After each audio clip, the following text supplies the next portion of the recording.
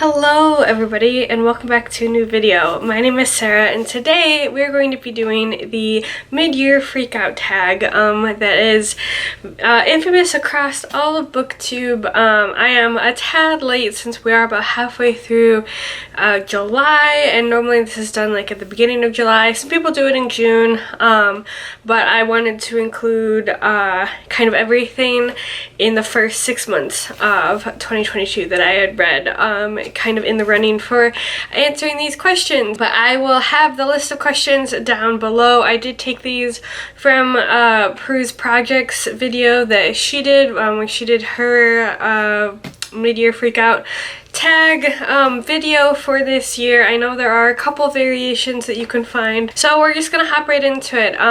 So first, during the first 6 months of this year, I have read 37 books, which is 2 books more than what I read at the halfway point of 2021, so that's kind of exciting. And the first question on the tag is, what is the best book that you've read so far this year? And I'm going to answer this in terms of fiction and in terms of nonfiction, since I have been trying to read or listen to the audiobook of one fiction book per month. We'll do the fiction first. So best fiction book I've read so far is actually the first book that I read this year, and that is Middle Game by Shauna McGuire.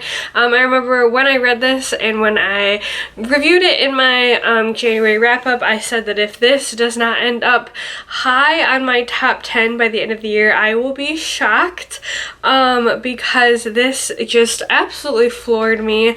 I was absolutely obsessed with our main characters, Roger and Dodger, and just the kind of intricacies of this underground alchemical world that Shauna McGuire has placed within like our reality was super fun. I loved kind of the almost like steampunk-esque vibes of this book. They're very subtle, but they are there. There's also kind of a slight dark academia feel. I wouldn't call it like traditional dark academia, but it is there.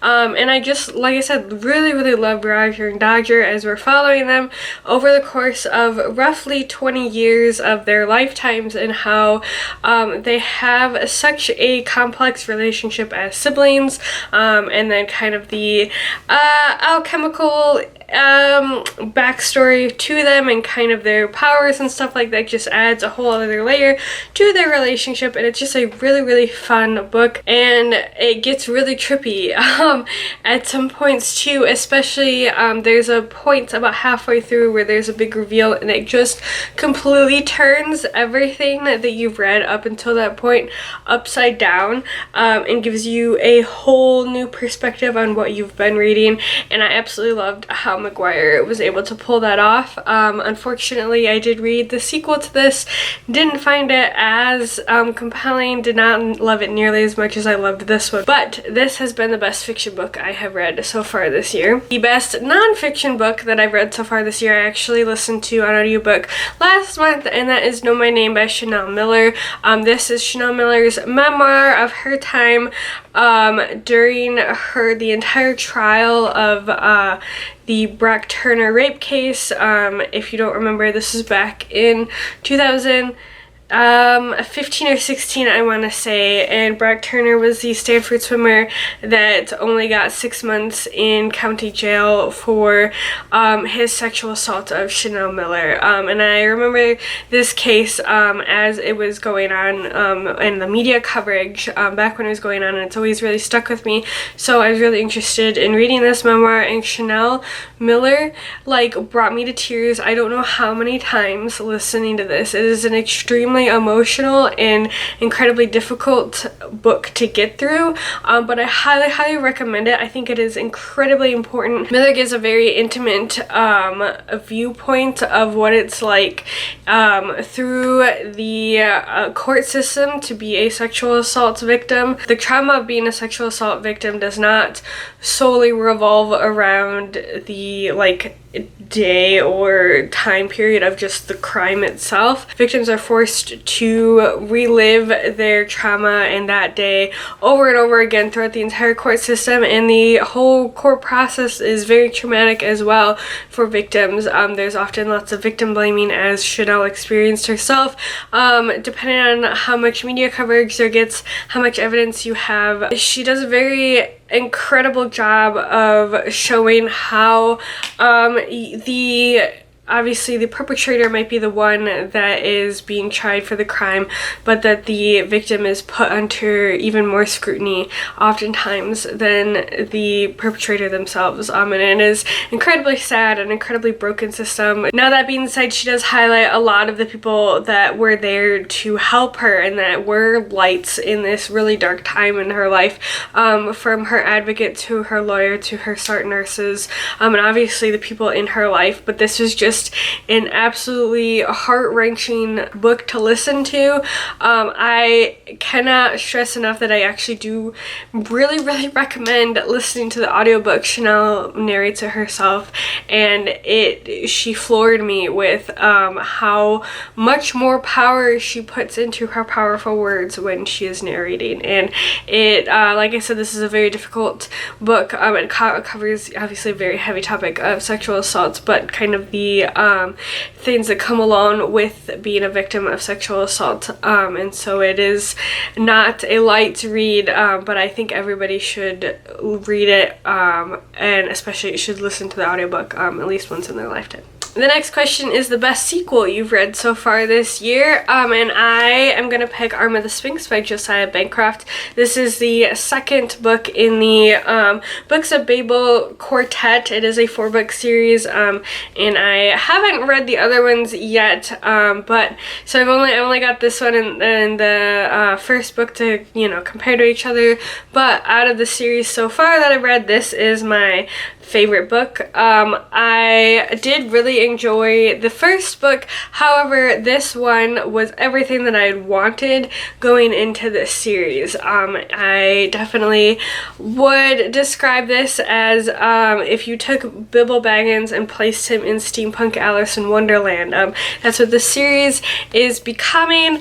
I absolutely love it. I am really impressed by Bancroft's imagination. I love our characters and this found family trope that has been building throughout this entire series, and I am very excited to continue the series, but this has definitely been my favorite sequel that I've read so far this year. Question 3 is, what is a new release that has been released already that you haven't read yet so far this year? And I think my answer is City of Dusk by Tara Sim.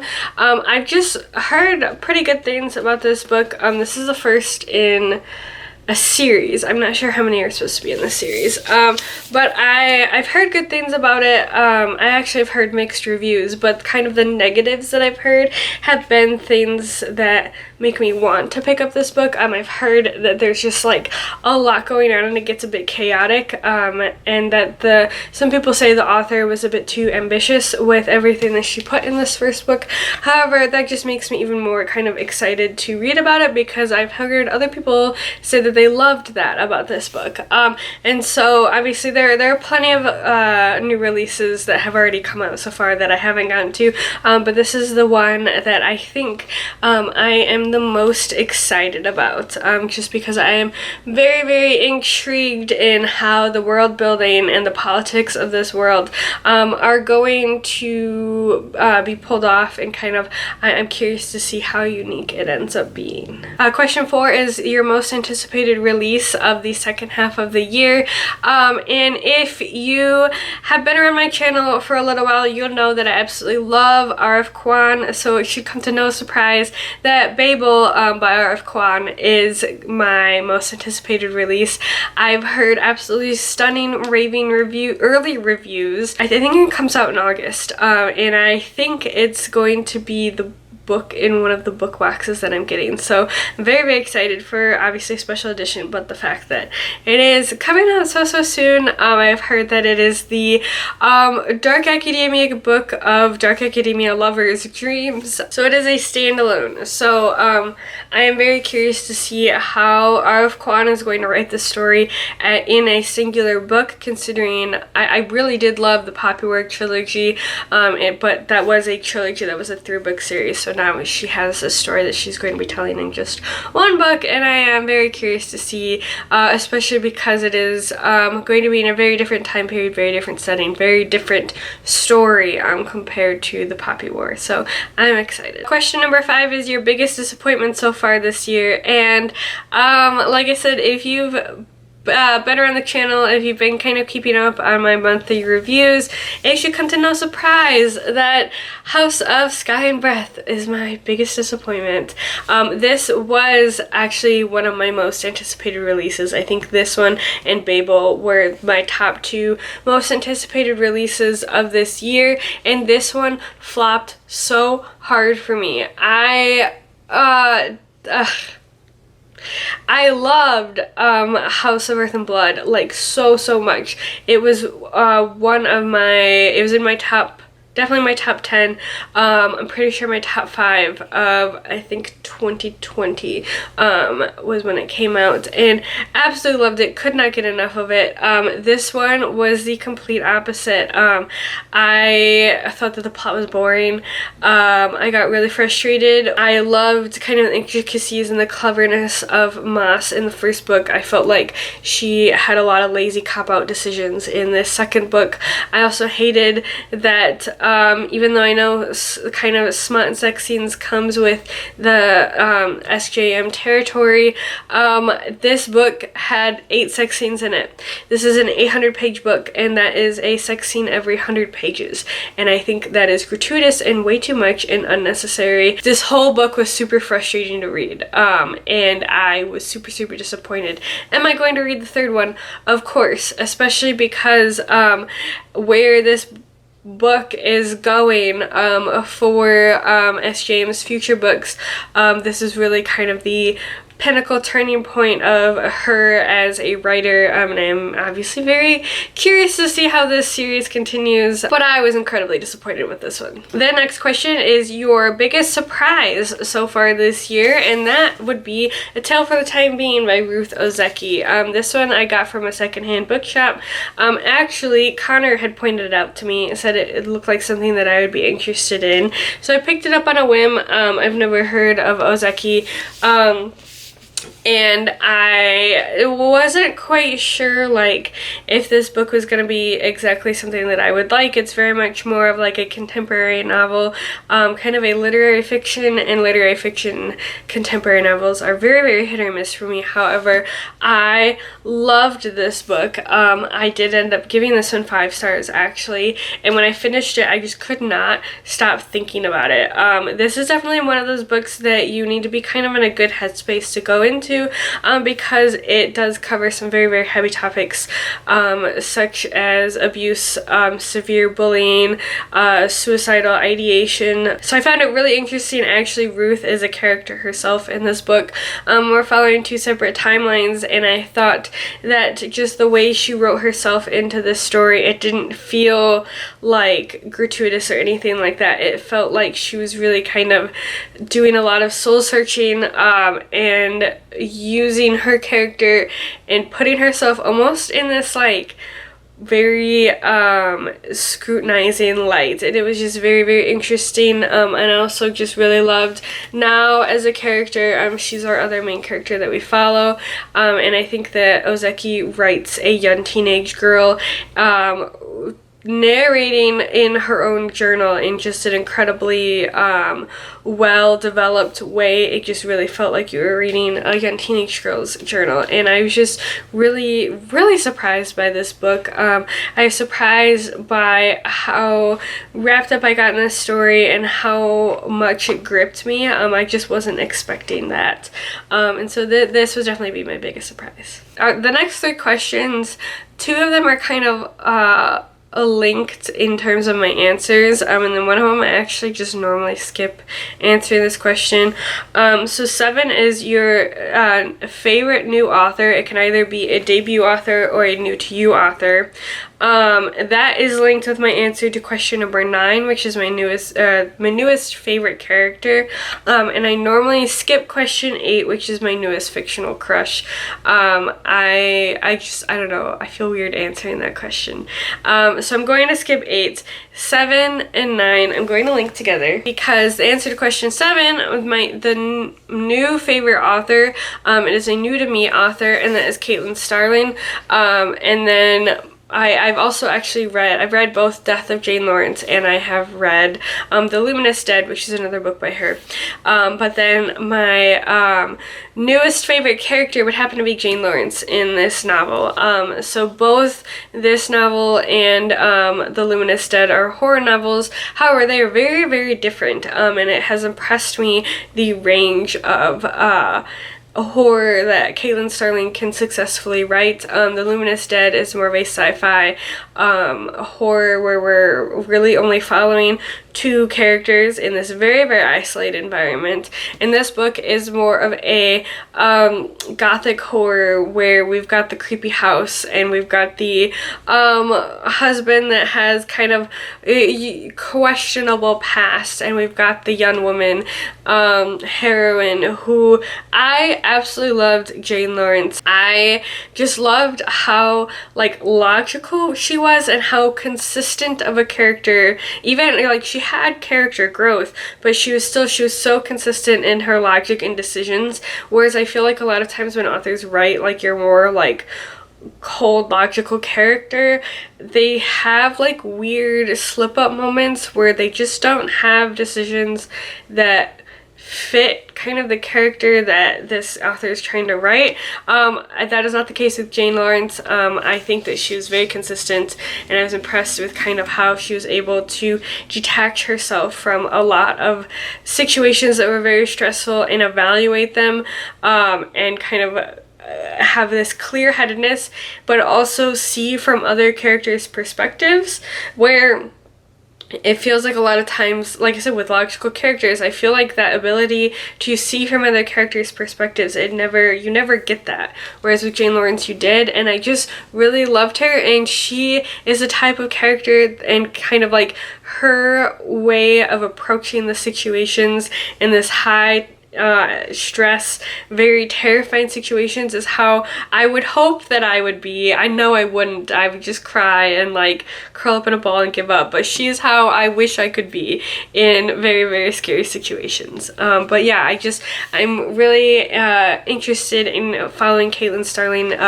throughout her career, just because her horror and her spins on certain tropes are very, very unique, especially in this book. So question number 10 is a book that made you cry. Obviously, I've already said Know My Name. It made me cry a lot, actually. A Tale for the Time Being also made me cry, but a book that I haven't mentioned yet that did make me cry is A Close and Common Orbit, which is actually in the running for my answer to favorite sequel that I've read so far this year, but I decided to use Close and Common Orbit for the answer to this question. So this is the second book in the Wayfarers series, and Becky Chambers just has this very interesting way of giving these short, just little one lines, or just like this little like blip of character dialogue that just like stabs me in the heart and like rips my heart out. And I like multiple times this happened where there was just like a small little like character detail, or a way a character answered a question, or like responded to something, or just like what the character focuses on when they're upset, or like when something like means a lot to them. I was just super impressed, and it was so emotional for me, and I was not expecting this book to make me cry, but it did. It took me by surprise, so it could have been a book that surprised me as well. But yeah, it made me cry a lot. Alright, and then the next question is a book that made you happy, and this is gonna be a kind of a funny answer, but I'm gonna have to say Finley Donovan is killing it. This is a cozy murder mystery, and I know that like murder stories using this as a say that this made me happy is probably concerning, but the reason why it made me happy was because this book is just so dang funny. I was completely impressed with Al Casimino's just like ability to write this like very frazzled mom character that is in over her head and just has this like hilarious internal dialogue, and kind of these situations and ridiculousness of this story. Just it's so like lighthearted but still an intense murder mystery. I was very impressed, and I'm definitely looking forward to reading the sequel at some point, hopefully this year. But yeah, I think if you're looking for a murder mystery that is just like over the top but still like believable, I think you should pick this book up. Number 12 is the most beautiful book you've bought so far this year, and I think out of the books that I've bought, I'd have to say Tripping Arcadia by Kate Mayquist. It has the most beautiful cover. I just really love this color scheme and the art style, and just kind of like the weird like splattery kind of harried feel to the art. I don't know, I just think it's really pretty. And then lastly, the infamous number 13 is books that you need to read by the end of this year. And like everybody else, I need to read everything that's on my TBR card that's sitting on, you know, my TBR stacks and everything. But I do actually have some specific books for this answer. I definitely need to get to Vespertine by Margaret Rogerson. Margaret Rogerson is one of my favorite authors. This is her newest novel. It came out last year, and I just have been kind of scared to get around to it, because I love Rogerson so much and I have such high expectations. I'm just very nervous to read it, but I need to just pick it up at some point this year. I also need to continue my kind of journey through the Cosmere in reading the books by Brandon Sanderson that make up his overarching universe, and I think the next that I have in line is Elantris, so this would be the next book, so I need to read this one this year in order to kind of continue my exploration of his works. I also really want to start Robin Hobb, and I want to start the Realm of the Outerlings universe, and so I need to pick up her first trilogy, the Farseer trilogy, book 1 being Assassin's Apprentice, and so I'm hoping to start this trilogy this year, hopefully.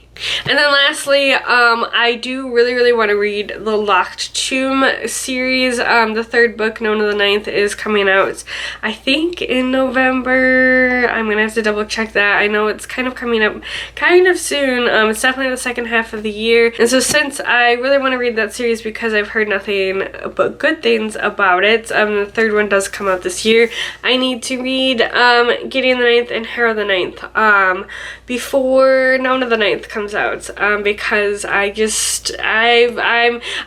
tired of not knowing what this series, what all the hype is behind this series, but hearing nothing but good things about it, so I need to just read it myself now. So that is it for the mid-year freakout tag. I will leave the list of questions down in the description below in case you need them for your own videos. Let me know if you have any mid-year freakout tag videos that you put out. Link them down in the comments below so that I can check them out, because they're one of my favorite videos to watch. It's also one of my favorite videos to film, and I just really like looking back on kind of my progress throughout the year and kind of the books that I've read. But if you've read any of these books, let me know. Let me know what your books that you have to read before the end of the year are. I'm curious to see what everybody is hoping to get to before the year closes out. But thank you so much for watching this video. I hope you consider sticking out and subscribing, and as always, I hope you have a great rest of your day, and I will see you in the next video. Bye!